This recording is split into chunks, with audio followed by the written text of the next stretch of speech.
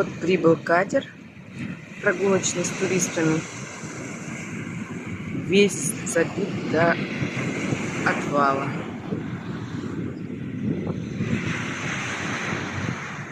Погодка сегодня вообще шикарная. Когда мы пришли, многие купались, сейчас уже меньше.